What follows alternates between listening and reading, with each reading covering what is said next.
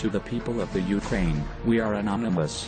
To politicians, police, and the government of Ukraine as an entity, anonymous, is watching the revolution in your country unfold.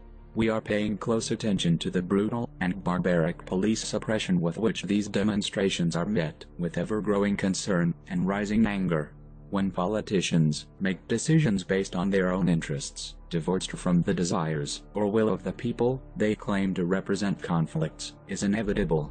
What we see unfolding in Ukraine is not simply a conflict over whether the nation should have closer links with the European Union or Russia. It is a struggle to hold a corrupt government accountable for shady backroom deals and their flagrant disregard for the interests of the Ukrainian people. When President Viktor Yanukovych caved into pressure from Russia and abandoned the EU agreement a week before it was to be signed, he showed contempt for Ukrainian voters and a craven inability to stand up for himself, his government, or the democracy he claims to represent.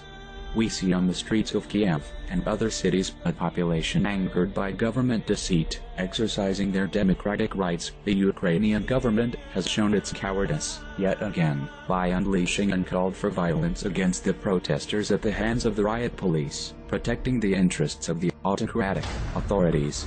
The choice is obvious when we see photos of unarmed Ukrainians, bloody but defiant, facing off against an overwhelming force of well-armed and trained officers. Anonymous favors the underdog, the courageous that are willing to risk their life and limb for a cause that moves them to great action. This desire to take risks to enable change is one that Anonymous understands only too well.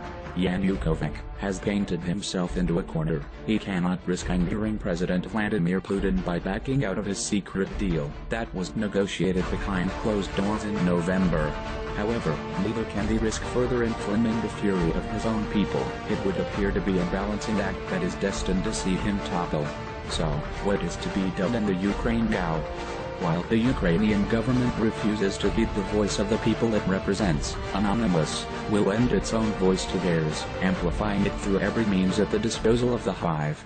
Yanukovych, for treading on the aspirations of your people, for the violence unleashed on activists, journalists and protesters seeking change.